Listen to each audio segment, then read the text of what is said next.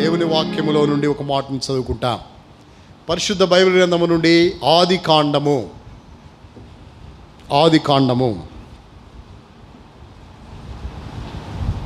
32వ అధ్యాయము. ఆది కాండం 32వ అధ్యాయం 7వ వచనాన్ని మనం అందరం కలిసి చదువుతాం. 32వ అధ్యాయం 7వ వచనం. Genesis chapter 32:7. ఆది కాండం 32వ అధ్యాయం 7వ వచనం. యాకోబు మిక్కిలి భయపడి తొందరపడి. నామని చెప్పండి. యాకోబు మిక్కిలి భయపడి తొందరపడి. ఏమైనాడంటే యాకోబు మిక్కిలి భయపడ్డాడంట, తొందరపడ్డాడంట. యాకోబు కాదు, యాకోబు మాత్రమే కాదు, ఈ భూమి మీద ఉన్న మనమందరం కూడా ఇదే పరిస్థితిలో ఉన్నాం. దేన్ని బట్టి? కరోనాను బట్టి, కరోనా వైరస్ను బట్టి అందరూ భయపడుతున్నారు. నాకు తెలిసి చనిపోయిన మనుషులందరూ వైరస్ వల్ల చనిపోలేదు, కానీ భయం వల్ల చనిపోయారు. ఎక్కువ మంది దేని వల్ల చనిపోయారు? భయం వల్ల చనిపోయారు. ధైర్యంగా ఉన్నవాడు బ్రతికాడు, భయపడినవాడు చనిపోయాడు. చాలామంది భయపడి చనిపోయారు. ఇంకో విషయం, ఈ భయం కలగటానికి కారణం ఏంటంటే సెల్ ఫోన్లో పాజిటివ్ వార్తలు వచ్చినాయి, నెగిటివ్ వార్తలు వచ్చినాయి. అన్ని వార్తలు వినేసి వీళ్ళు డాక్టర్ల కంటే, ఎంబీబీఎస్ల కంటే పెద్ద ఎంబీబీఎస్లు అయిపోయి, ఎవరు? ప్రతి వాళ్ళు అయిపోయి, ఇక వీళ్ళు అదేసుకొని ఇదేసుకొని అయ్యేసుకొని ఆ మందులు వేసుకొని అన్నీ మింగేసి చివరికి ఆక్సిజన్ అంతా పడగొట్టుకొని చనిపోయారు చాలామంది. ఒకే ఊరిలో ఇద్దరికి పాజిటివ్ వచ్చింది. ఎందుకు ఈ విషయం చెబుతున్నా అంటే, నేను సర్వే చేసిన దాన్ని బట్టి చెప్తున్నా మీకు. ఇద్దరికి పాజిటివ్ వచ్చింది. ఇద్దరికి 28% ఉంది వైరస్ లోడు. 28. వీళ్ళిద్దరికీ పరిచయం చేసే వాళ్ళు కూడా ఉన్నారు. ఈయనకి మంచిగా ఆహారం టైంకి అందించే వాళ్ళు ఉన్నారు, ఈయనకి టైంకి అందించే వాళ్ళు ఉన్నారు. ఒకడు చచ్చిపోయాడు, ఒకడు బ్రతికాడు. ఏంటి కారణం అని చూస్తే, వాళ్ళు పెట్టిన డ్రై ఫ్రూట్స్, పెట్టిన మటన్లు, చికెన్లు అన్నీ తింటాం, సెల్ ఫోన్లో చూసుకోవటం. వాడు చచ్చిపోయాడంట, ఇది తక్కువ అయిపోయిందంట, ఇది చూసుకోవడం. వీడి దగ్గర ఎంత పెద్ద సెల్ ఫోన్ ఉంది, వీడి దగ్గర ఎంత ఫోనే ఉంది. ఎంత ఫోన్ ఉన్నవాడేమో బతికాడు, ఎంత ఫోన్ ఉన్నవాడేమైపోయాడు, చనిపోయినాడు. కారణం ఏంటో తెలుసా? చూచి భయం వచ్చి చనిపోయినారు. చాలామంది భయపడి చనిపోయారు. కాబట్టి నేను చెప్పే మాట ఏంటంటే, భయం అనేది అందరికీ ఉంది. టోటల్గా అందరిని ఆవరించింది భయం. ఈ భయమే చంపేసింది. ఉదాహరణకి మనం సమాధుల తోటకు వెళ్ళి అక్కడ ఈ వ్యక్తి మరణించాడు, ఈ వ్యక్తి మరణించాడు అని రాస్తారు కదా. ఈ వ్యక్తి దేనివల్ల మరణించాడు? గుండెపోటుతో మరణించాడు, ఈ వ్యక్తి ఆక్సిజన్ తగ్గిపోయి మరణించినాడు, ఈ వ్యక్తి కిడ్నీలు ఫెయిల్ అయిపోయి మరణించినాడు అనే దానికంటే, ఇతడు భయపడి చచ్చాడని ప్రతి సమాధి మీద రాస్తే సరిపోద్ది. ఎందుకని? అందరు అలా చనిపోయారు కాబట్టి. దేన్ని బట్టి? భయం అనే దాన్ని బట్టి చనిపోయినారు. అందుకే ఇది దేవుని వాక్యంలో నుండి భయము అనేది లేకుండా ధైర్యంగా ఉండాలి అనేది. సెకండ్ వేవ్లో, లాక్డౌన్ టైంలో నేను మాట్లాడిన అంశం ఏదన్నా ఉందంటే బలవర్తమానంలో ఇదే మాట. ఏ మాట? భయపడవద్దు, మీ ధైర్యమును విడిచిపెట్టవద్దు, దానికి ప్రతిఫలంగా మీకేం కలుగుతుంది? గొప్ప బహుమానం కలుగుతుందనే మాటనే కొన్ని వారాలు ధ్యానించినాం. అయితే ఇక్కడ రాయబడిన ఈ మాట ఏంటంటే, భయపడి మిక్కిలి తొందరపడ్డాడు అని రాయబడింది. అసలు భయపడవలసిన అవసరం లేదు యాకోబు. ఎందుకు భయపడకూడదంటే, యాకోబుకి అన్నిటికంటే ముఖ్యంగా దేవుడి వాగ్దానం ఉంది. ఏముంది? వాగ్దానం ఉందిగా. ఏంటి వాగ్దానము? అతడు వెళ్ళిపోతా ఉన్నప్పుడు ఒక రాయిని తలగడగా చేసుకుని నిద్రపోతున్నప్పుడు ఒక నిచ్చెన వేయబడి ఆకాశములో నుండి దేవుడు మాట్లాడుతూ, నీ తండ్రి అయిన అబ్రహాము దేవుణ్ణి, ఇస్సాకు దేవుణ్ణి, నేను నీకు తోడే ఉంటా, నువ్వు వెళ్ళు స్థలములు నేను నిన్ను కాపాడుతాను, మరలా నిన్ను ఈ స్థలానికి తీసుకొస్తా, నీవు చూచే దేశమంతటిని నీకు నీ సంతానమునకు స్వాస్థ్యముగా ఇస్తాను, నేను నీతో చెప్పు మాట నెరవేరు వరకు నేను నిన్ను విడువను అని చెప్పాడు ప్రభు. చెప్పాడా లేదా? చెప్పాడు. ఈ వాగ్దానం ఉంది. అంటే దేవుడు ఇచ్చిన మాట ఏంటో తెలుసా? మళ్ళా నిన్ను అక్కడ తీసుకువెళ్తాను, అక్కడ తీసుకువెళ్ళిన తర్వాత మళ్ళా నిన్ను తీసుకొస్తాను, తీసుకొచ్చేంత వరకు, ఈ మాట నెరవేరేంత వరకు నేను నిన్నేం చేయను, విడవను. అంటే ఇది వాగ్దానము, గట్టి వాగ్దానము. అంటే అతని జీవితంలో స్థిరమైన వాగ్దానం ఇది. ఈ స్థిరమైనటువంటి వాగ్దానము కలిగి ఉన్నప్పటికీ కూడా యాకోబుకి ఏముంది? భయం ఉంది. వాగ్దానం ఉన్నా భయం ఉంది. మనము కూడా ఎన్నెన్ని వాగ్దానాలు కలిగి ఉంటాం.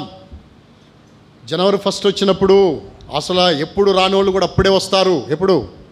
జనవరి 1 అప్పుడు. దేనికోసం? వాగ్దానం కోసం, వాగ్దానాల కోసమే వస్తాం. ఎందుకంటే వాగ్దానాలంటే అంత ప్రీతి ఎక్కువ వాగ్దానాల మీద మనకి. కానీ ఆ వాగ్దానాల గురించిన గ్రహింపు ఉందా అంటే లేదు మనకి. ఇప్పుడు ఈ మనుషుడికి వాగ్దానం అంటే దేవుడే వాగ్దానం చేశాడు స్వయంగా. వాళ్ళ తాతతో ఏ వాగ్దానం అయితే చేశాడో, వాళ్ళ తండ్రితో ఏ వాగ్దానం అయితే చేశాడో, అదే వాగ్దానము ఎవరితో చేశాడు? యాకోబుతో కూడా చేశాడు. చేసినప్పుడు యాకోబు ఎంత నిశ్చలంగా, ఎంత స్థిరంగా, ఎంత ధైర్యంగా ఉండాలంటే ధైర్యంగా లేడు. ఇంకో విషయం కూడా చెప్తాను. యాకోబులో కొన్ని లక్షణాలు ఉన్నాయి, కొన్ని ఆధిక్యతలు ఉన్నాయి. అన్ని ఆధిక్యతలు కలిగిన వాడే ఏం చేయలేకపోయాడు? ధైర్యంగా ఉండలేకపోయాడు. అన్ని ఆధిక్యతలు. ఒకటి, ఏ ఆధిక్యత? వాగ్దానము కలిగిన వాడు ఒకటి. 2, అతడు ఏమి కలిగి ఉన్నాడు అంటే దేవుని వాక్యంలో మనం చదువుతాం. 32వ అధ్యాయం, ఆదికాండము 32వ అధ్యాయం. మొట్టమొదటిగా వాగ్దానము కలిగి ఉన్నాడు.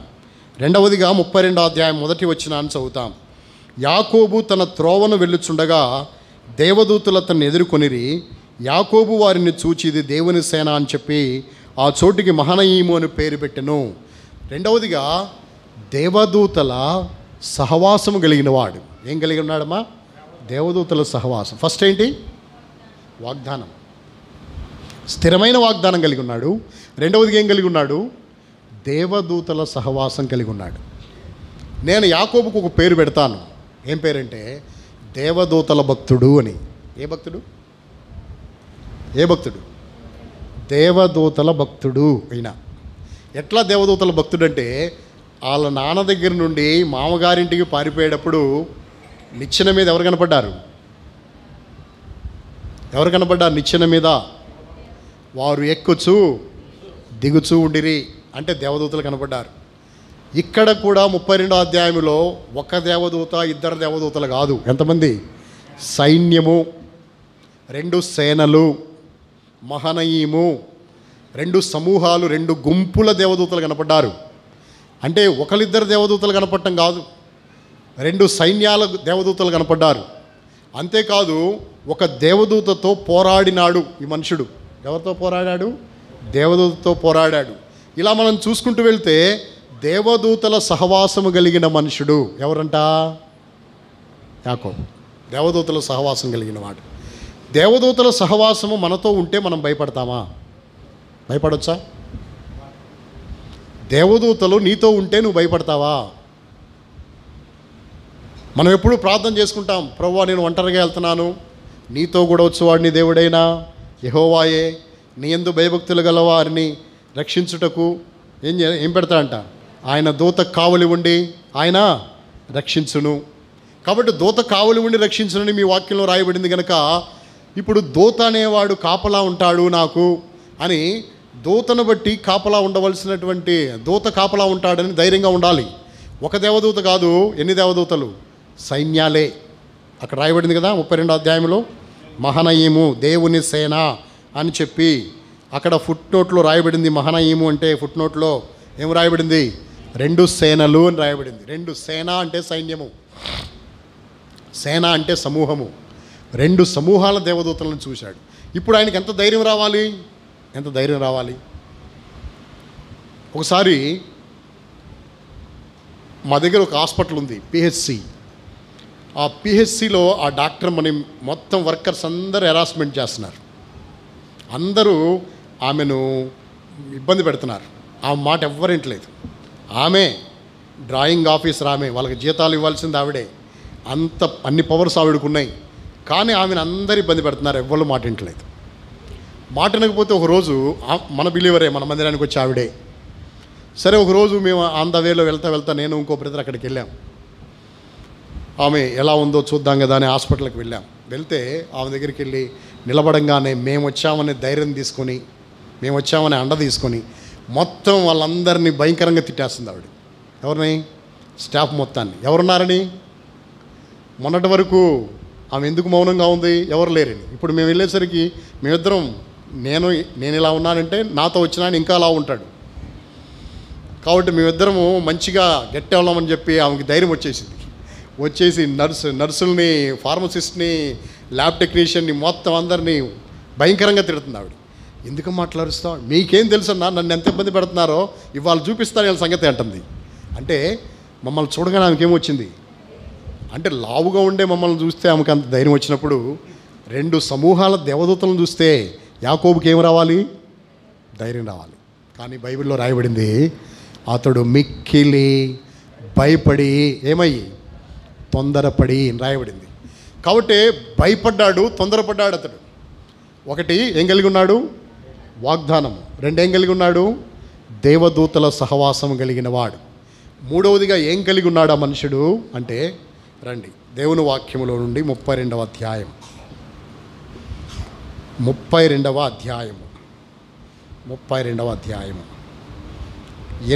వచనాన్ని చదవండి. 32వ అధ్యాయం 8వ వచనం. ఏశావు ఒక గుంపు మీద పడి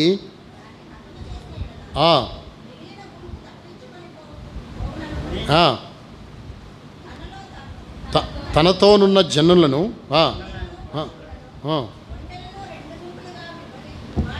ఎన్ని గుంపులమ్మా? 2 గుంపులు. 1 ఏముంది? ఆయనకి వాగ్దానం ఉంది. 2 ధైర్యం. 2 దేవదూతల సహవాసం కలిగిన వాడు, దేవదూతల తోడు కలిగిన వాడు. 3వది అతడు ఎవరో తెలుసా? తెలివి కలిగిన వాడు. ఏం కలిగిన వాడు? ఏంటి తెలివి? తన దగ్గరున్న మందల్ని 2 గుంపులు చేశాడు. ఇప్పుడు వాళ్ళ అన్న వస్తున్నాడు. ఎక్కడ దాకా వచ్చాడు? వాళ్ళ అన్న రాజోల దాకా వచ్చాడు. తెలిసింది రాజోలు వచ్చాడని. ఎంతమందితో వస్తున్నాడు? 400 మందితో వస్తున్నాడు. ఎందుకు ఈ విషయాలు నేను చెప్తున్నానో చాలా జాగ్రత్తగా మీరు వినాలి. మీ అందరికీ తెలిసిన విషయాలు ఇవి. కానీ యాకోబు జీవితంలో అన్నీ ఉన్నప్పటికీ భయం ఉంది. మన జీవితాల్లో కూడా శక్తి కలిగిన ప్రభువును మనం కలిగి ఉన్నప్పటికీ భయపడుతున్నాం. అందుకే ఎందుకు భయపడుతున్నామో కారణాలు చెప్తాను. భయపడవద్దు. యాకోబు తర్వాత దినాల్లో భయం పోగొట్టుకున్నాడు. ధైర్యంగా జీవితాంతము నిశ్చింతగా బ్రతికాడు, భయం అనేది లేకుండా. ఎవరు? యాకోబు. మనము కూడా జీవిత దినాల్లో, ముందున్న దినాల్లో భయపడకుండా నిశ్చింతగా బ్రతకడానికి యాకోబు అవలంబించిన అవలంబన మన జీవితాలకు అవసరము. ఏం అవలంబించినాడు అవి తర్వాత మీకు నేను వివరిస్తాను. అవి వివరించిన తర్వాతే ఈ వర్తమానం ముగించబడుతుంది. కాబట్టి ఇక్కడ ఆ దేవదూతల సహవాసం మాత్రమే కాదు, చాలా తెలివైన వాడు. ఎవరు? యాకోబు. రాజోల దాకా వచ్చాడు. రాజోల దాకా వస్తే ఇప్పుడు మనము రాజోలు బస్ స్టాండ్లో దిగి ఇటు మలికిపురం కేసి రావటానికి ఆ జంక్షన్లో ఇటు తిరగాలి కదా. అలా వెళ్ళిపోతే వేరే పాలకొల్లు వెళ్ళిపోతాం. ఇటు తిరగాలి. ఇటు తిరగాల్సిన దగ్గర అక్కడ ఒక దూతను పెట్టాడు. ఎవరు? యాకోబు. అక్కడ ఒక దూతను పెట్టాడు. ఇంకా కొద్దిగా 1 కిలోమీటర్ తర్వాత ఇంకో దూతను పెట్టాడు. ఈయనేమో అడవిపాలెంలో ఉన్నాడు. బట్టేలంకలో కూడా ఒకరిని పెట్టాడు. ఎవరిని? దూతను.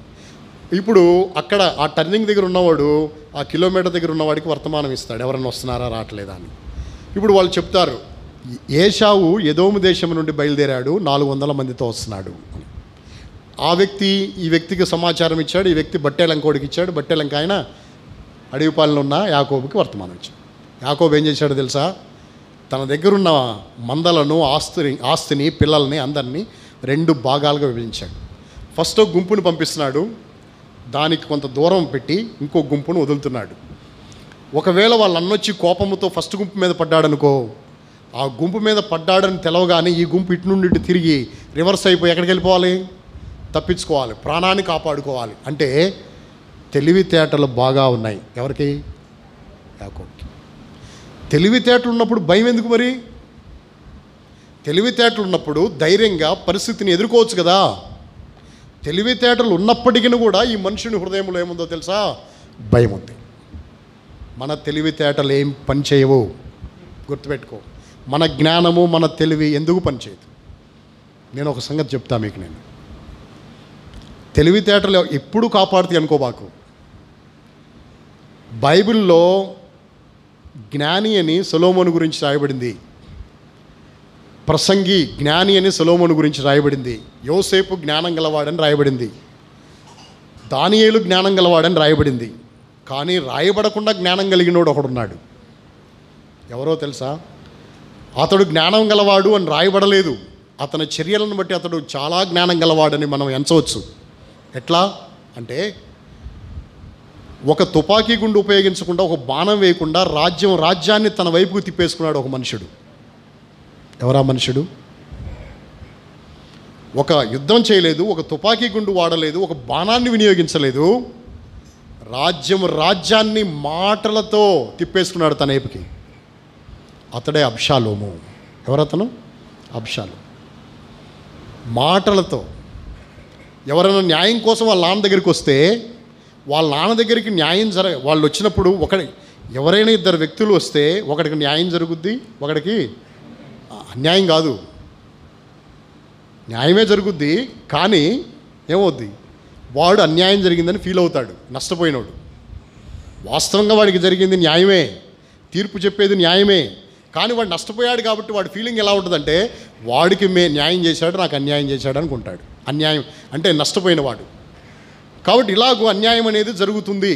వాస్తవంగా అన్యాయమని భావిస్తారు తప్ప దావీదు న్యాయమైన తీర్పే తీరుస్తాడు. దావీదులో అన్యాయం లేదు. ఎందుకో తెలుసా? నాతాను ప్రవక్త చెన్నాడు, అయ్యా 100 గొర్రెలుంటే 100 గొర్రెలు ఉన్నప్పుడు వాడు 100 గొర్రెల్లో దేన్ని తీసుకోకుండా ఒక పేదవాడు, ఒక దరిద్రుడికి ఉండే ఒకే ఒక గొర్రెపిల్లను తీసుకొని తన యొద్దకు వచ్చిన మార్గస్థునికి ఆయత్తం చేయడానికి ఈ గొర్రెపిల్లని ఇచ్చేశాడయ్యా, ఎంత అన్యాయం జరిగింది కదయ్యా అంటే, అప్పుడు దావీదు ఏం తీర్పు తీర్చినాడో తెలుసా? వాడు మరణానికి పాత్రుడు. ఆ గొర్రెపిల్లకు ప్రతిగా ఎన్ని గొర్రెపిల్లలు ఇవ్వాలి?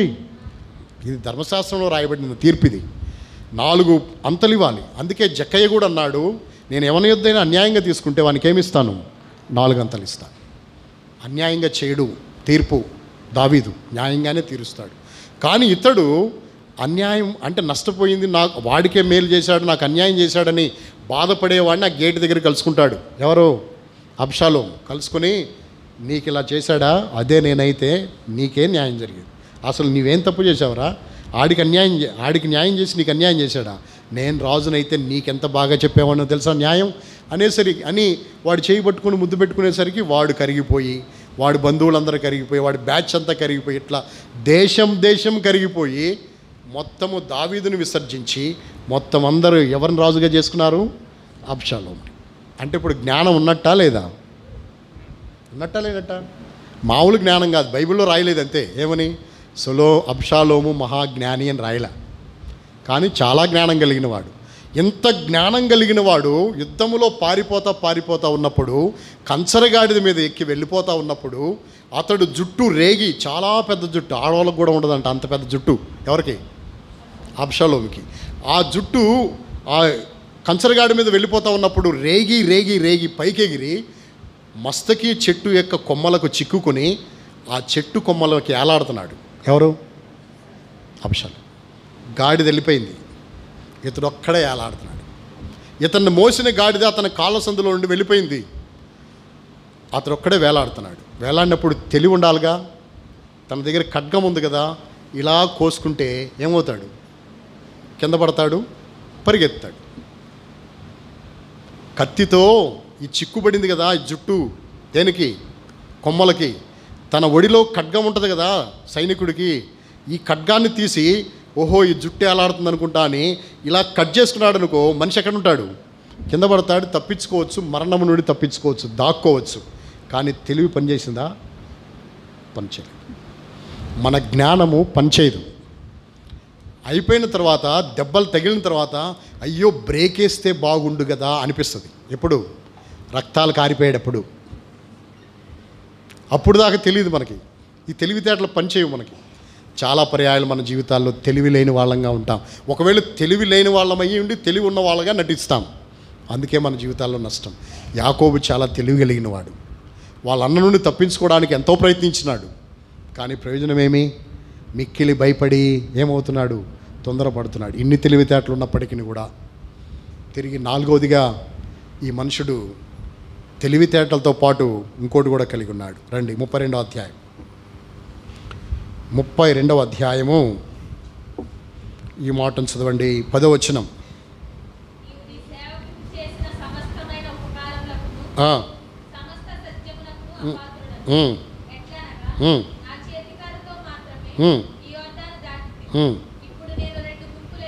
సింగిల్ మ్యాన్ ఒక్కడే వెళ్ళాడు.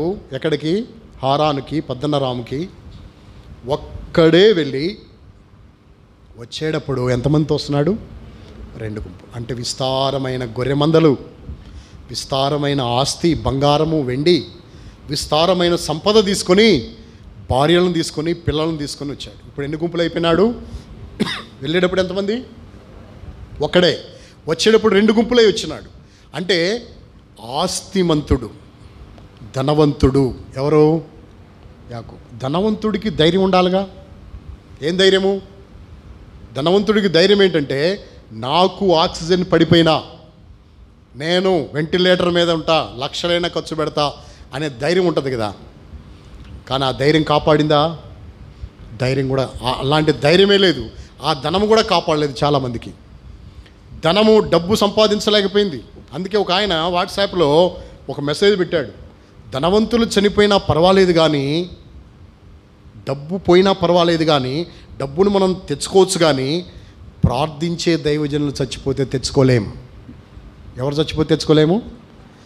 ప్రార్థనా వీరులు చచ్చిపోతే, ప్రార్థనా పరులు చచ్చిపోతే, ప్రార్థించే దైవజనులు చచ్చిపోతే మనము ఏం చేయలేము?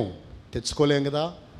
డబ్బు పోతే తెచ్చుకోవచ్చు, ధనవంతులు పోతే మళ్ళీ ధనవంతులు తయారవచ్చు, ప్రార్థనా వీరులు పోతే తెచ్చుకోలేవు అని ఆ డాక్టర్ చాలా బాధపడ్డాడు. ఇలాగూ మనము ఇలా ధనము అనేది మనం రక్షించలేదు. బైబిల్లో ఒక మాట రాయబడింది. ఏంటి ఆ మాట తెలుసా? ఉగ్రత దినమందు ఆస్తి అక్కరకు రాదు, నీతి మరణము నుండి ఏం చేయను?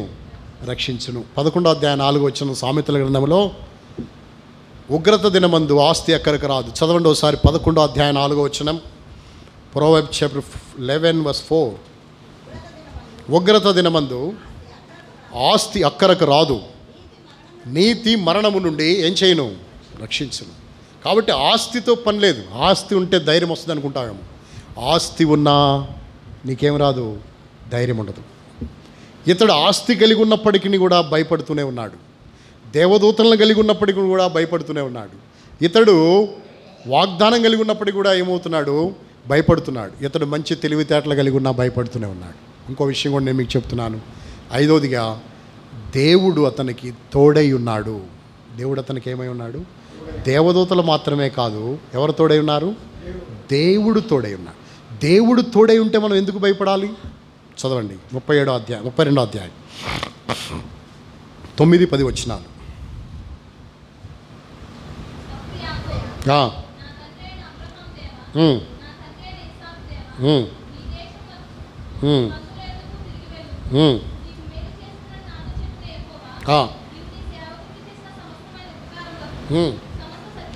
సమస్త ఉపకారములు, సమస్త సత్యములు. అంతేకాదు ఇంకో మాట కూడా మనం చదివాం, నువ్వు మేలు చేస్తానని చెప్పావు. తిరిగి 12వ వచనంలో నేను నీకు తోడై నిశ్చయముగా మేలు చేస్తానన్నావు. 12వ వచనంలో అంటే దేవుడు అతనికి ఏమై ఉన్నాడు? తోడై ఉన్నాడు. తోడై ఉన్నాడు కాబట్టే 20 సంవత్సరాలు అక్కడ బాగున్నాడు. ఎక్కడ? పద్దనరాములో మామగారి దగ్గర, లాబాను దగ్గర 20 years, 20 సంవత్సరాలు బాగున్నాడు. 20 సంవత్సరాలు కాపాడింది ఎవరు? దేవుడే. 20 సంవత్సరాలు కాపాడాడు. దేవుడు తోడే ఉన్నాడు. దేవుడు తోడుగా ఉన్నప్పటికీ కూడా అతని జీవితంలో భయం ఉంది, తొందరపాటు ఉంది, కలవరం ఉంది అతనిలో. మిక్కిలి భయపడిపోతున్నాడు అతను. ఎవరికి భయపడిపోతున్నాడో తెలుసా? ప్రయాణానికి భయపడలేదు, రాకపోకలకు భయపడలేదు, జంతువులకు భయపడలేదు, అడవి మృగాలు వస్తాయేమని భయపడలేదు, దేనికి, నదులకి, దేనికి భయపడలేదు. కేవలము వాళ్ళ అన్నకి భయపడుతున్నాడు. ఎవరికి భయపడుతున్నాడు? వాళ్ళ అన్నకి. ఎంతమందితో వస్తున్నాడని? 400 మందితో వస్తాడని భయపడుతున్నాడు. ఇది అతని జీవితంలో. ఎన్నెన్ని పరిస్థితులు కలిగి ఉన్నప్పటికీ భయపడ్డాడు. 1 వాగ్దానం, 2 దేవదూతల సహవాసం, 3 తెలివి కలిగినవాడు, జ్ఞానం కలిగినవాడు, 4 ధనము కలిగినవాడు, 5 దేవుడు తోడు కలిగినవాడు. ఏం కలిగినవాడు? దేవుడు తోడై ఉన్నాడు. కాబట్టి దేవుని తోడు అనేది చాలా ప్రాముఖ్యమైనది. దేవుడు తోడై ఉన్నాడు ఆయనకి. దేవుడు తోడై ఉన్నప్పటికీ కూడా భయపడుతున్నాడు ఆ మనుషుడు. ఎందుకు భయపడుతున్నాడు, ఎట్లా పోయింది ఆయన భయము, కారణం ఏంటి అనే విషయాలను మనం తెలుసుకుంటే, ఇంత భయముతో అతడు ప్రార్థన చేస్తా అందరినీ పంపించేసి ఎబ్బోకు రేవు దాటించి ఆ మనుషుడు ఒక్కడే ఒక రాత్రి దేవుని సన్నిధిలో పెనుగులాడటం ప్రారంభించాడు. ఎవరు? ఒక్కడు అనే మాటను చూడండి. 32వ అధ్యాయము 24వ వచనాన్ని చదవండి. ఒక నరుడు తెల్లవారు వరకు అతనితో ఏమగుచుండెను, పెనుగులాడుచుండెను. ఒక నరుడు అతనితో ఏమవుతున్నాడు? ఎప్పుడు దాకా? ఎప్పటి నుండి? రాత్రి అంతా. ఇప్పుడు ఎన్ని రాత్రులు మనము గడిపాము కరోనా దినాల్లో? గడిపాం కదా. యాకోబులాగా ఒక్క రాత్రన్నా ఇలా గడిపామా దేవుని దగ్గర? ఒక్క రాత్రైనా గడిపితే ఎంత బాగుండవు. యాకోబులో టర్నింగ్ పాయింట్ ఏంటో తెలుసా? ఈ ఒక్క రాత్రే. ఎవరిలో? యాకోబులో టర్నింగ్ పాయింట్ ఇదే. యాకోబు జీవితము ఆశీర్వాదం వైపు మళ్లించబడటానికి ప్రాముఖ్యమైన లక్షణము, ప్రాముఖ్యమైనటువంటి స్థలం ఇదే. అతడు చేసిన పని ఏంటో తెలుసా? డబ్బుంది, దేవదూతలు ఉన్నారు, వాగ్దానం ఉంది, అన్నీ ఉన్నాయి, కానీ భయము నా జీవితాంతం ఉంటుంది. ఈ భయాన్ని నుండి విడుదల పొందాలంటే నేనేం చేయాలి? ఈ భయం నుండి తప్పించబడాలంటే నేనేం చేయాలి? నేనేం చేస్తే బాగుండు అనుకొని అతడు 4 దిక్కులా అతడు తన మనసుని పరిపరి విధాలుగా పరికింప చేసి చుట్టూ చూచుకొని ఒక నిర్ణయానికి వచ్చాడు. ఏంటి ఆ నిర్ణయం తెలుసా? ఎట్లయితే కాదు, ఇలా అయితే కాదు, నేను మారాలి. నేనేమవ్వాలి? మారాలి. నేను మారకపోతే కష్టం, నేను మారాలి అని చెప్పి ఆ రాత్రి మోకాళ్ళ మీదకి వచ్చాడు. ఒక నరుడు తెల్లవారి వరకు పెనుగులాడుచుండెను. ఆ రాత్రి అతని జీవితం మారిపోయింది. ఆ రాత్రి అతని జీవితం టర్న్ అయిపోయింది. మొత్తం మారిపోయింది అతని జీవితం అంతా. ఆ రాత్రే అతని జీవితాన్ని మార్చింది. నీ జీవితంలో కూడా భయము లేకుండా నిర్భయముగా నిశ్చింతగా ఉండాలంటే, ఆకాశం వచ్చి మీద పడ్డా భయపడకుండా కలవరపడకుండా ఉండాలి అంటే, నీవు నేను చేయవలసిన పని ఏంటో తెలుసా? ఇదే పని మనం చేయాలి. ఏంటా పని? ఈ మనుషుడు అదే చేశాడు. పెనుగులాడుట, ఏకాంతంగా ప్రభువుతో గడుపుట. ఎలా గడపాలి? ఏకాంతంగా ప్రభువుతో గడుపుట. అసలు నన్ను అడిగితే ఈ కరోనా రావటానికి గల కారణం ఏంటి? కారణం అంటే దేవునితో ఏకాంతం గడపటానికే అవకాశం ఏర్పడింది. అంతకుమించి ఏం చేయలేకపోయాం. ఏం చేయగలిగే వాళ్ళం? బయటికి వెళ్ళి పత్రికలు పంచాలంటే లేదు, సువార్త చేద్దామంటే లేదు, గ్యాదరింగ్స్ లేవు, కాబట్టి ఏ మీటింగ్ పెట్టడానికి లేదు, పర్మిషన్స్ లేవు. కాబట్టి ఇలాంటి పరిస్థితుల్లో మనం చేయాల్సిందల్లా ఏంటంటే ఒకటే, ఎవరితో గడపడానికి? దేవునితో గడపగలిగే అవకాశం తప్పనిచ్చి ఇంకే అవకాశం లేదు ఈ కరోనా వల్ల. ఆ ఒక్క వెసులుబాటు అనేది కలిగింది. కాబట్టి ఎవరైతే అలా దేవుని సన్నిధికి వచ్చి అలా దేవుని సన్నిధిలో ఏకాంతంగా గడపగలుగుతారో వారి జీవితంలో దేవుని చేత ధైర్యవంతులుగా చేయబడతారు, బలవంతులుగా చేయబడతారు. దేవుడు వారిని ఎంతగానో ఆశీర్వదిస్తాడు. కాబట్టి మనుషుడు ఏకాంతంగా గడపడానికి ప్రారంభించినాడు. ఎప్పుడైతే ప్రారంభించినాడో ఒక్కొక్కటిగా అతని జీవితంలో మార్పు కనబడుతుంది. మార్పు ప్రారంభమైంది. ఏమిటా మార్పు అంటే మొట్టమొదటి మార్పు ఏంటో తెలుసా? అతడు ప్రార్థనలో ఒకే ఒక మాట ప్రార్థిస్తున్నాడు. ఏమేం ప్రార్థించినాడో? మా అన్నను చంపేయి, వాడు రాజోల దాకా వచ్చాడంట, వాడు 1 కిలోమీటర్ వచ్చేసరికి అక్కడ ఏమైపోవాలి, వాడి కాళ్ళు ఇరిగిపోను, వాడి చేతులు ఇరిగిపోను, లేకపోతే వాడి వెళ్ళి పక్కనే కాళ్ళలో పడిపోను. ఇవన్నీ ఏమైనా చేశాడా ప్రార్థన? మనం అలాగే ప్రార్థన చేస్తాం. కానీ ఆ మనుషుడు అలా ప్రార్థన చేయలేదు. ఒకటే ప్రార్థించినాడు. ఏమని? నీవు నన్ను ఆశీర్వదించు, నీవు నన్ను ఆశీర్వదిస్తేనే కానీ నేను నిన్నేం చేయను, పోనీయను. నువ్వు నన్ను ఆశీర్వదించు, నువ్వు నన్ను ఆశీర్వదిస్తే నేను నిన్ను పోనిస్తా అన్నాడు. నేను నిన్ను వదిలిపెట్టను, నువ్వు నన్ను ఆశీర్వదించాల్సిందే. దేవుడు కూడా ఒక ప్రశ్న వేశాడు. ఏంటి ఆ ప్రశ్న? ఆశీర్వాదం ఎందుకయ్యా? ఆశీర్వాదం కావాలని మేకను కోసావుగా, ఏం కావాలని? ఆశీర్వాదం కావాలని మేకను కోసి మేక చర్మాన్ని కప్పుకొని యాకోబు అనే నీవు ఏశావు అనే వేషంలో వెళ్ళి ఏం చేశావు? ఆశీర్వాదాలు పొందావు కదా. ఆశీర్వాదాలు పొందినప్పుడు ఇంకెందుకు నా ఆశీర్వాదాలు? ఆశీర్వాదాలు ఉన్నాయి కదా. ఆశీర్వాదాలు ఉన్నాయా లేవా? ఉన్నాయా? ఆశీర్వాదాలు ఉన్నాయా లేవా యాకోబుకి? ఉన్నాయి. ఎట్లాగో చెప్పనా? వాళ్ళ మామ అన్నాడు, ఒరే నిన్ను చూసి నేను శకునం చూసి తెలుసుకున్నాను రా, నిన్ను బట్టి నేనేం చేయబడ్డానని, ఆశీర్వదించబడ్డాను. యాకోబే చెప్పుకున్నాడు. ఏమని చెప్పుకున్నాడు తెలుసా? నేను అడుగు పెట్టే ప్రతి స్థలము ఏం చేయబడింది? ఆశీర్వదించబడింది. నేను వచ్చిన తర్వాత నీకున్నది కొంచెమే, నేను రాకముందు నీకున్నది కొంచెమే, నేను వచ్చిన తర్వాత చాలా ఎక్కువైపోయింది. నువ్వు ఆశీర్వదించబడ్డావు. కాబట్టి ఇతని వలన లాభాన్ని ఆశీర్వించబడ్డాడు. కాబట్టి ఆశీర్వాదం లేకపోలేదు, ఆశీర్వాదం ఉంది మనుషునికి. కానీ ఈ రకమైన ఆశీర్వాదం కాదు మనం కలిగి ఉండాల్సింది. ఈ రకమైన ఆశీర్వాదం కాదు. అది గుర్తించాడు ఎవరో? యాకోబు. ఆ ఆశీర్వాదం కాదు. ఎవరు ఆశీర్వాదమో? ఆశీర్వాదం గురించి ఒకసారి నేను మీ దగ్గర వాక్యం చెప్పినట్టు నాకు గుర్తు. మీకు ఎంతమంది గుర్తుందో లేదో కానీ ఆశీర్వాదాలు 3 రకాలు. ఎన్ని రకాలు గుర్తుందా మీకు?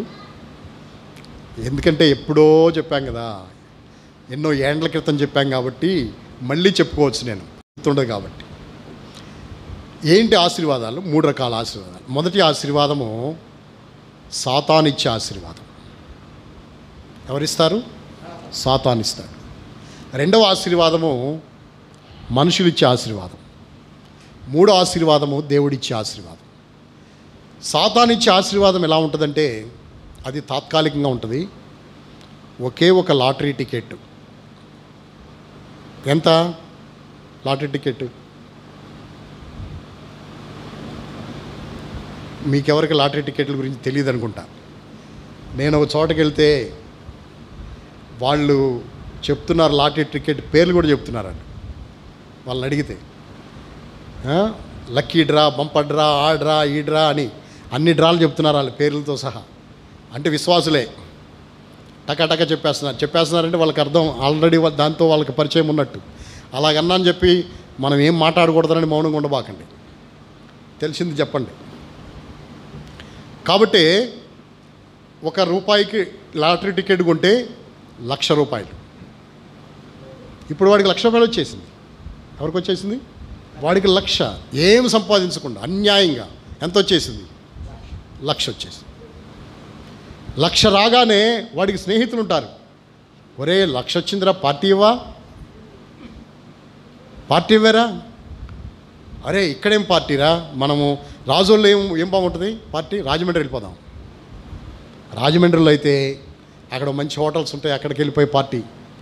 ఇక వీడు వీళ్ళందరికీ అడిగిన వాళ్ళందరికీ పార్టీలు ఇచ్చుకుంటా వాళ్ళతో తాగి వాళ్ళతో తందనాలాడి ఈ 1,00,000 అయిపోద్ది. ఈ లోపు వీడికి లేని అలవాట్లన్నీ వస్తాయి.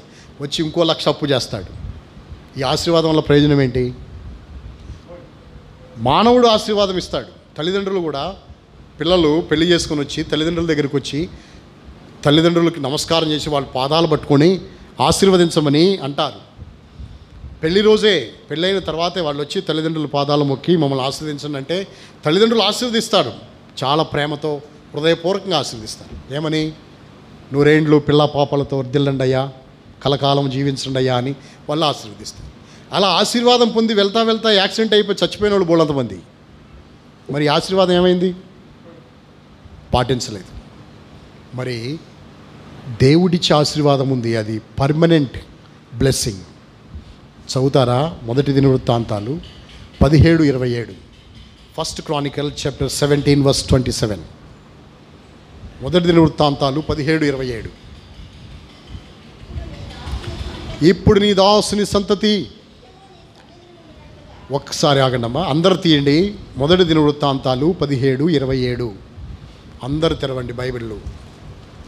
చాలామంది బైబిల్ తెరవట్లేదు, ఎందుకంటే నిద్రపోతున్నారు, కునుకుతున్నారు కొంతమంది.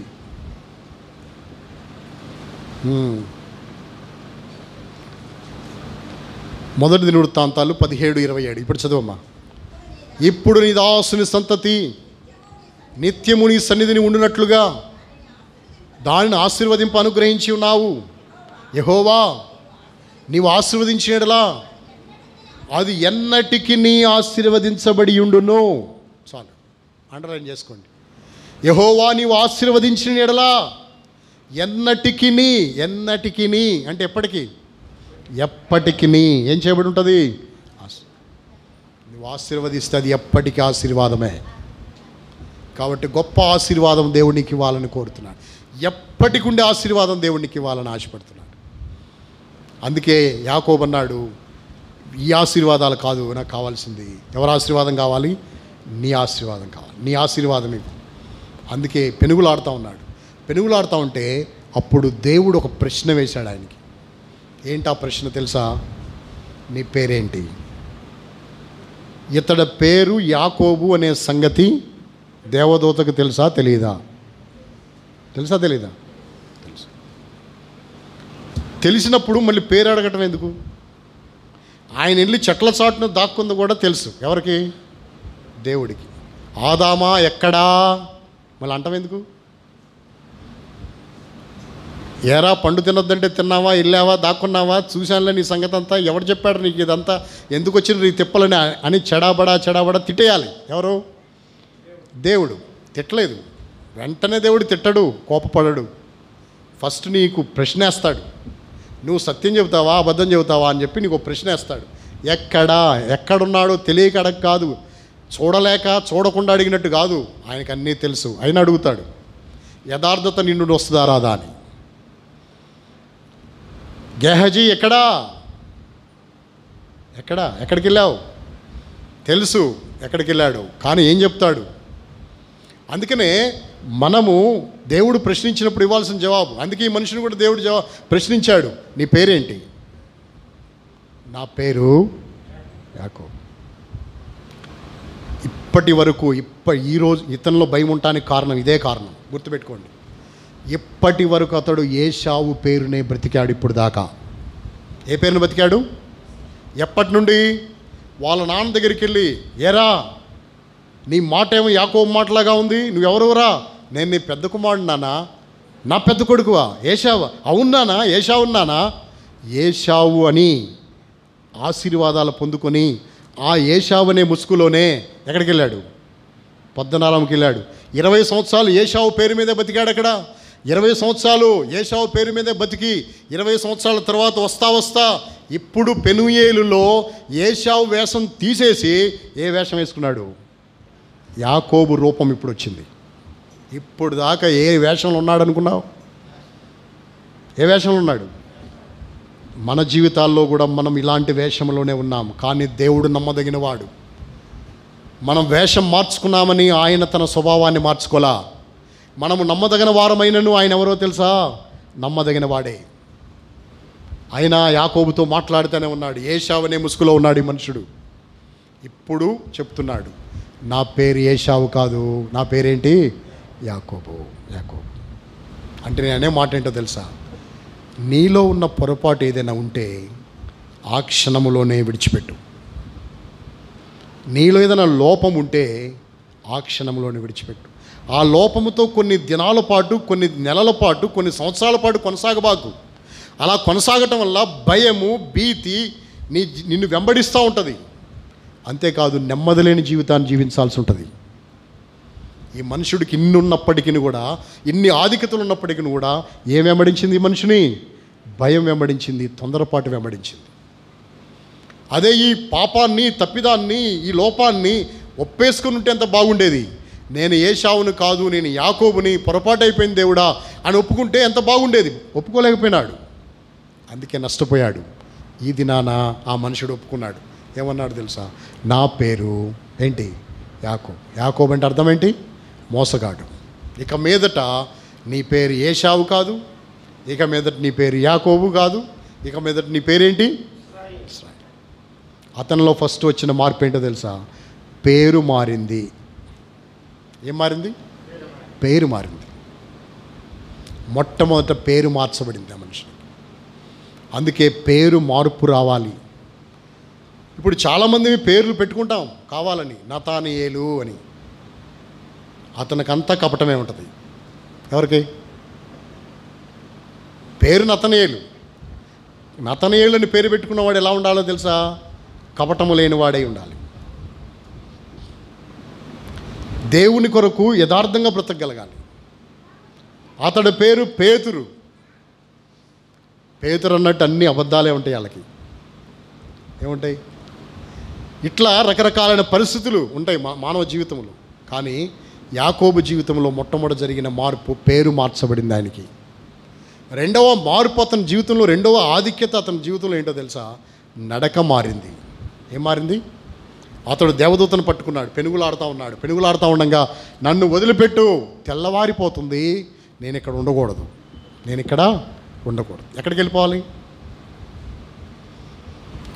నేను ఇక్కడ ఉండకూడదు, నేను వెళ్ళిపోవాలా? తెల్లవారిపోతుంది కనుక నేను ఇక్కడ ఉండకూడదు, వెళ్ళిపోవాలని ఆ దూత పెనుగులాడుతూ ఉంటే ఆ మనుషుడు అన్నాడు, నువ్వు నన్ను ఆశీర్వదిస్తే నేను పోనిస్తానంటే అప్పుడు దేవదూత అన్నాడు, ఏం చేశాడు? తుంటి నరం ఇరగొట్టాడు. తుంటి నరం ఇరగొడితే నరం ఇరిగిపోయి కుంటుతున్నాడు తప్ప, కుంటుతానే ఉన్నాడు కానీ పట్టుదల వదలలేదు. పట్టేశాడు. పట్టేసి కుంటుతానే ఉన్నప్పటికీ కూడా నువ్వు ఆశీర్వదించంటే అప్పటి నుండి నడక మారిపోయింది. ఎవరికి? యాకోబుకు.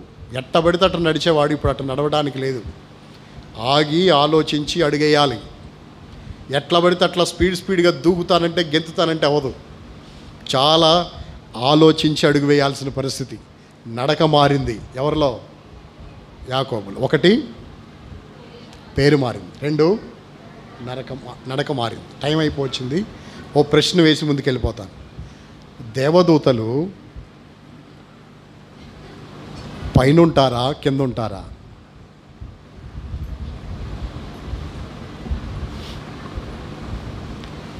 దేవదూతలు పైన ఉంటారా, కింద ఉంటారా?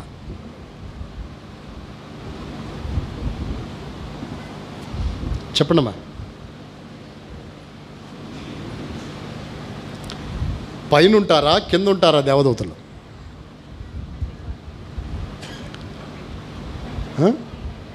పైన ఉంటారా, కింద ఉంటారా? పైన కింద ఉంటారా? రెండు చోట్ల ఉంటారా? పైన కింద ఉంటారా అంటే వాస్తవంగా మనం ఏమనుకుంటామంటే దేవదూతలు పరలోకంలో ఉంటారనుకుంటాం.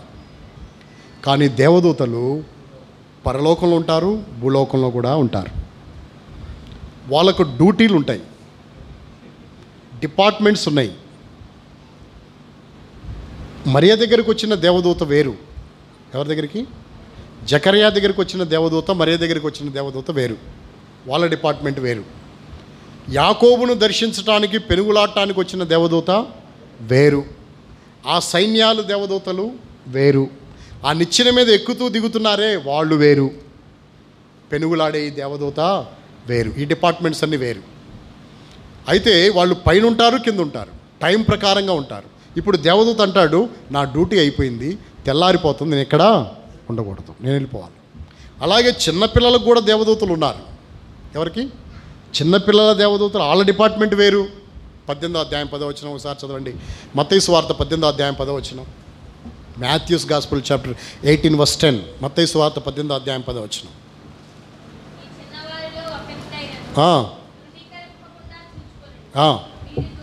వీరి దూతలు ఎల్లప్పుడూ పరలోకమందు ఏం చేయును? వీరి దూతలు అంటే చిన్నపిల్లల కొరకు కేటాయించబడిన దేవదూతలు. వీరి దూతలు ఉంటారు. వీళ్ళ కొరకు ఎల్లప్పుడూ పరలోకమందు నా తండ్రి ముఖమును చూస్తూ ఉంటారు పిల్లల నిమిత్తమై. ఆయన ఏం ఆజ్ఞాపిస్తాడు, ఎప్పుడు వెళ్ళమంటాడు, ఏం తీసుకెళ్ళమంటాడు, ఎలా వెళ్ళమంటాడు. అందుకే వాళ్ళు కనిపెట్టుకొని ఉంటారు తండ్రి దగ్గర. ఆయన దగ్గర రెడీగా ఉంటారు, ఎప్పుడు వెళ్ళమంటాడా అన్నట్టు. ఆయన ముఖాన్ని చూస్తూ ఉంటారు. ఇలాగూ దేవదూతలు అందరూ ఉన్నారు. అలాగే ఈ యొక్క దేవదూత యొక్క విషయం ఏంటంటే, ఈ దేవదూత ఈ మనుషుణ్ణి ఆశీర్వదించడానికి వచ్చినటువంటి దేవదూత. అందుకే అన్నాడు, నీ పేరు ఇక మీదట ఏంటి? ఇశ్రాయేలే కానీ యాకోబు అనబడదు. పేరు మారింది. రెండవది ఏం మారింది?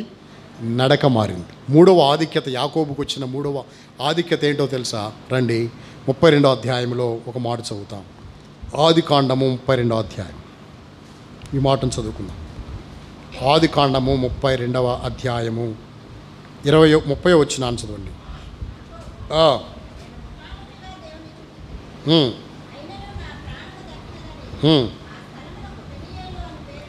నేను ముఖాముఖిగా ఏం చేశాను? దేవుని చూచి తిని. ముఖాముఖిగా ఎవరిని చూశాడు? దేవుణ్ణి చూచే ఆధిక్యత కలిగిన వాడు, దేవుణ్ణి చూడగలిగాడు. ముఖాముఖిగా నేను దేవుణ్ణి చూచి తిని అని తాను చెప్పగలిగినాడు. అంటే ఇలాగూ దేవుణ్ణి చూచే అనుభూతి వచ్చింది ఆ మనుషునికి. ఎక్కడ ఉండటం వల్ల? ఎక్కడ ఉండటం వల్ల?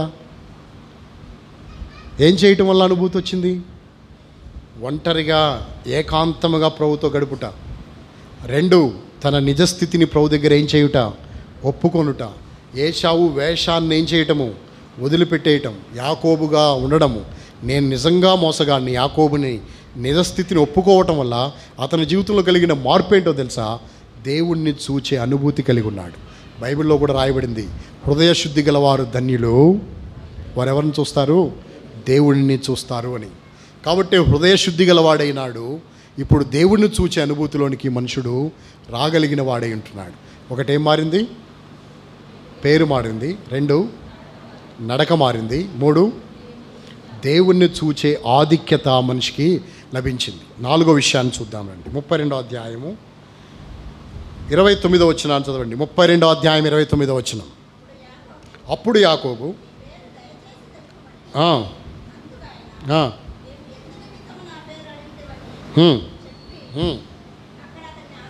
అక్కడ అతన్ని ఏం చేశాను? 4వదిగా ఇందాడ మనం మొదటి వృత్తాంతాలు 17-27 చెప్పాం కదా, నేను ఆశీర్వదించిన అది ఎన్నటికి నేను చేయబడి ఉండను, ఆ నిత్యమైన ఆశీర్వాదాన్ని పొందాడు ఈ మనుషుడు. 4వదిగా అసలైన ఆశీర్వాదం, స్వచ్ఛమైన ఆశీర్వాదం, శ్రేష్టమైన ఆశీర్వాదాన్ని అక్కడ పొందాడు. ఎవరు? యాకోబు. అక్కడ ఆశీర్వదించబడుతూ వచ్చినాడు. 4వదిగా ఆశీర్వాదం పొందాడు. 5వ విషయాన్ని చెప్తున్నాను. ఇక వాళ్ళ అన్న దగ్గరికి వచ్చాడు. ఈ సంభాషణ జరిగేలోపు తెల్లారిపోయింది. వాళ్ళన్న బట్టేలంకకు వచ్చేసినాడు. ఈ బట్టేలంకకు వచ్చేసిన తర్వాత ఇప్పుడు ఈ మార్గం గుండా వెళ్తూ ఉన్నాడు ఈ మనుషుడు. వెళ్తూ ఉండి వాళ్ళ అన్నను చూశాడు. 7 సార్లు సాష్టాంగ నమస్కారం చేశాడు. వాళ్ళన్న పరిగెత్తుకుంటూ వచ్చాడు. తమ్ముడిని కౌగిలించుకున్నాడు. అక్కడి నుండే తిట్టుకుంటూ రావాలి, కేకలేసుకుంటూ రావాలి. ఎవరు? ఏశావు. ఇప్పుడు దొరికావురా, ముక్కలు ముక్కలు చేసేస్తాను నిన్ను, నా ఆశీర్వాదాలను తీసేసి నన్ను నష్టపరిచావు, నన్ను దరిద్రుని చేశావు కదరా నువ్వు, అసలు నువ్వు ఉండకూడదురా భూమి మీద, నువ్వన్నా ఉండాలి నేనన్నా ఉండాలని అరుచుకుంటా కేకలేసుకుంటా మీదకి రావాలి. ఎవరు? ఏశావు. మనమైతే అట్టగాగా ఊళ్ళో గొడవలైనప్పుడు అంతేగా, ఊళ్ళో గొడవలైనప్పుడు అంతేగా, అరవకుండా ఎవడు రాడు. ముందు అరిచి మాటలనేసి ఆ తర్వాత కొట్టటమో తిట్టటమో నరకటమో ఏదో ఒకటి చేస్తారు. ఇప్పుడు ఈ మనుషుడు కూడా అట్లనే రావాల్సింది, కానీ అలా కాదు, ఏడ్చుకుంటా బాధపడుకుంటా. 20 సంవత్సరాల తర్వాత చూశాడు తమ్ముడిని. 20 సంవత్సరాల తర్వాత చూశానని చెప్పి ఆ మమకారంతో పరిగెత్తుకుంటూ వచ్చి ఆ తమ్ముడి మీద పడి కన్నీళ్లు కార్చాడు. తమ్ముడు మెడ మీద ముద్దు పెట్టుకున్నాడు. అప్పుడు యాకోబు కూడా అన్నను ముద్దు పెట్టుకున్నాడు. అది మొదలుకొని మరి ఎన్నడూ ఏశావును గూర్చిన భయము యాకోబుకు లేనే లేదు. అంటే ద్వేషము తీసివేయబడింది, శత్రుత్వము తీసివేయబడింది. 5వదిగా ద్వేషం పోయింది. ఏం పోయింది? శత్రుత్వం పోయింది. అందుకే యాకోబు జీవితకాలం అంతా భయము లేకుండా బ్రతికాడు. అంటే ఎవరిని గూర్చిన భయం లేదు. ఇంకో విషయం ఏంటో తెలుసా? యాకోబు వెళ్తున్నాడంటే యాకోబును గురించిన భయం చుట్టుపక్కల దేశాలకు ఉండేది, కానీ ఆ దేశాల గురించిన భయం ఎవరికి ఉండేది కాదు? యాకోబుకు ఉండేది కాదు. అంత ధైర్యంగా నిర్భయంగా తాను జీవించగలిగినాడు. ఎంత భయం లేని నిర్భయమైనటువంటి జీవితం, ధైర్యం కలిగిన జీవితం జీవించాలి అంటే మనం చేయాల్సిన పని యాకోబు చేసినట్టు మనం కూడా చేయాలి. ఏకాంతంగా ప్రభుతో గడపాలి. గడుపుతున్నావా? 2వది ఏం చేయాలి? 2వది మన నిజస్థితిని మనం దేవుని దగ్గర ఏం చేయాలా? ఒప్పుకోవాలి. ఏది దాచిపెట్టదు, చిన్న పిసరంతా కూడా దాచిపెట్టద్దు. దాచిపెట్టావా, పులిసిన పిండి కొంచెమైనా ముద్దంతా ఏమవుతుందో తెలుసా? పులిసిపోతుంది. టోటల్గా ముద్దంతా ఏమవుతుంది? పులిసిపోతుంది. అందుకనే ఏ కొంచెము నీ హృదయంలో ఉంచుకోవద్దు. ఆ కొంచెమును బట్టే ఇంతకాలము సఫర్ అయినాడు ఆ మనుషుడు. ఆ కొంచాన్ని ఎప్పుడు తీసేసుకున్నాడో హ్యాపీ అయిపోయినాడు. ఎవరో యాకోబు. మన జీవితాల్లో కూడా అలాగూ మనము ప్రభువుకు అప్పగించుకొని ప్రభువుతో గడిపే విషయం కానీ, రెండవదిగా మన నిజ జీవితాన్ని ప్రభు దగ్గర ఒప్పుకునే విషయం కానీ, ప్రభువుతో సహవాసం కలిగి ఉండే విషయం కానీ కలిగి ఉంటే ధైర్యంగా మన జీవితకాలం అంతా మనం జీవించగలిగే వారం అంటున్నాం. ఎంతమంది ప్రభువుతో గడపగలుగుతున్నారు? మీ జీవితాల్లో ప్రభువుతో గడపటానికి మనము సమయాన్ని కేటాయించాలి. ఒక విషయం గుర్తుపెట్టుకోండి, ఎంతోమంది మరణించినారు కరోనా వల్ల. ఇప్పటికీ ఆంధ్రప్రదేశ్లో ఈస్ట్ గోదావరి అంటే ఎలా ఉంది? చాలా భయంకరంగా ఉంది. నేను కూడా అన్నాను, అడవిపాలెం వెళ్తున్నానంటే, అన్న అడవిపాలెమా, ఏ జిల్లా అన్నా అన్నారు. అలా తెలియదు కాబట్టి ఈస్ట్ గోదావరి. అమ్మో, అక్కడ ఇంకా లాక్డౌన్లు ఉన్నాయంట కదా, మళ్ళీ వెళ్ళిపోతున్నారా మీరు అక్కడికి అన్నారు. ఏం కాదులేయా అని చెప్పి వచ్చాం. కాబట్టి అలాంటి పరిస్థితులు ఉన్నాయి ఈ ప్రాంతంలో. ఇలాంటి పరిస్థితుల్లో ఎంతోమంది మరణించినారు. నీవు నేను ఇంకా సజీవులుగా ఉన్నాము అంటే కారణం ఏంటో తెలుసా? దేవుని ఉచితమైన కృపే. ఆ వెళ్ళిపోయిన వాళ్ళకంటే గొప్ప వాళ్ళమా ఏంటి మనం? గొప్ప వాళ్ళమా? నాకు కూడా వచ్చింది పాజిటివ్. భయంకరమైన పరిస్థితి, మరణ పడకల మీదకి వెళ్ళిపోయి స్టెరాయిడ్స్ తీసుకోవాల్సిన పరిస్థితి వచ్చింది. ఆ సమయంలో మీ అందరికీ తెలిసింది, మీరందరూ ప్రార్థన చేశారు. మనష్ అన్న, అక్క, బాబీ, రూబెన్ అంకుల్ ఫోన్ చేశారు, ఎలా ఉన్నారన్నా ఏంటి అని. బాగానే ఉన్నాం, మీ అందరి ప్రార్థనలు బట్టి దేవుడు కాపాడాడు, తిరిగి తీసుకొచ్చాడు మళ్ళా మీ మధ్యకి, మీ అందరి ప్రార్థనలు బట్టి.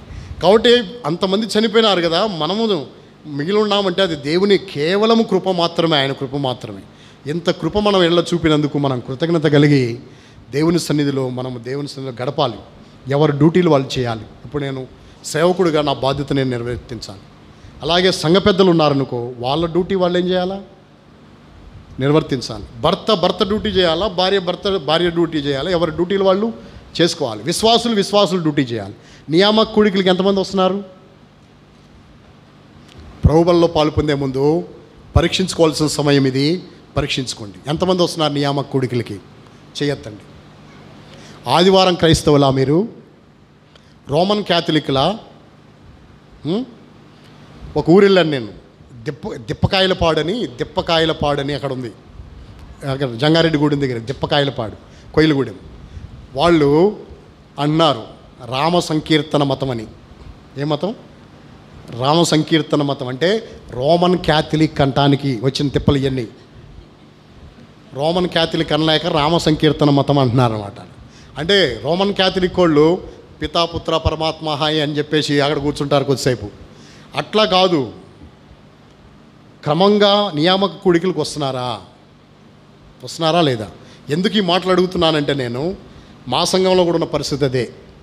ఈ లైవ్లకు అలవాటు పడిపోయి, దేనికి లైవ్లు యూట్యూబ్లకు అలవాటు పడిపోయి గ్యాదరింగ్ అవ్వట్లేదు జనాలు. అన్నా లింక్ పంపిస్తున్నా, ఇంట్లో కూర్చొని చూస్తాం అంటున్నారు. లింకులకి అయిపోయింది ఇప్పుడు వ్యవహారం. కాబట్టి నేను ఒక మాట చెబుతున్నా, లింకులతో నువ్వు పరలోక రాజ్యం చేరలేవు. లింకులు ఏంటంటే కేవలము నిన్ను లాక్డౌన్ టైంలో ఆత్మీయంగా బలపరచడానికి ఉపయోగించిన సాధనాలు మాత్రమే. దేని కొరకు అవి? లాక్డౌన్ టైంలో మందిరం తెరవలేదు కాబట్టి నిన్ను ఇంటి దగ్గర ఆత్మీయంగా బలపరచటానికి, నీకు ధైర్యాన్ని ఇవ్వడానికి, నిన్ను తెప్పరిలు చేయడానికి ఉపయోగించినవి మాత్రమే తప్ప అవి పర్మనెంట్ విషయాలు మాత్రం కాదు. పర్మనెంట్ కాదు అవి. అందుకనే సమాజముగా కూడుట ఏం చేయొద్దు? మానొద్దు. నియామక కూడికలు పెట్టినప్పుడు తప్పకుండా మీ వంతులో మీరు దేవుని సన్నిధికి రండి. అప్పుడే కదా నీవు దేవునికి సమయం ఇచ్చినట్టు, నీ సమయాన్ని బట్టి దేవుడు నిన్ను దీవిస్తాడు. నీ కుటుంబాన్ని, నీ బిడ్డలను కూడా దేవుడు ఏం చేస్తాడు? నువ్వు ఇచ్చిన దాన్ని బట్టి దేవుడు నీకు చేస్తూ ఉంటాడు. నువ్వేమి టైం ఇవ్వకుండా నన్ను చూడు అంటే నాకు కూడా టైం లేదంటాడు దేవుడు. నువ్వు నన్ను చూస్తే కదా నేను నిన్ను చూసేది. నన్ను చూడటానికి, నా కార్యాలు చూస్తాను, నా మీటింగ్లు రావడానికి నీకు టైం లేనప్పుడు నీ బాధల్లో పట్టించుకోవడానికి నాకెక్కడ టైం అన్నాడు అనుకో, ఏమైపోవాలా? గిలగిల కొట్టుకోవాల్సి ఉంటుంది. అందుకే కూడికలకు రండి. తర్వాత ఎవరైతే విశ్వాసులు ఉన్నారో వాళ్ళ బాధ్యత వాళ్ళు నిర్వర్తించాలా, సంఘ పెద్దలు ఎవరైతే ఉన్నారో వాళ్ళ బాధ్యతను వాళ్ళు ఏం చేయాలా, నిర్వర్తించాలి. ఏంటి సంఘ పెద్దల బాధ్యత?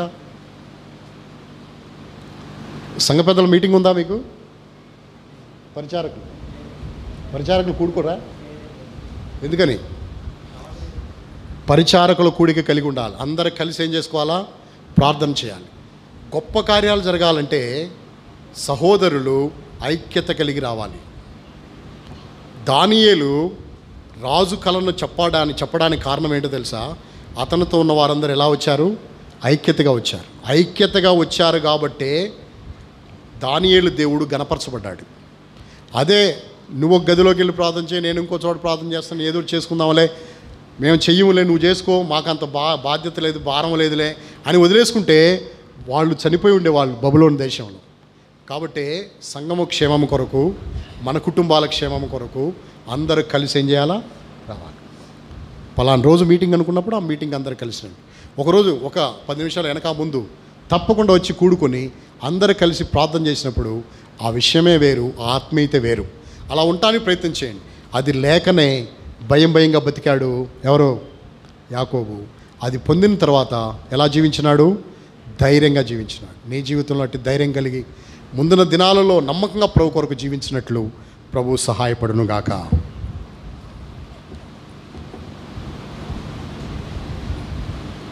మోకరించండి. అన్నగారు 2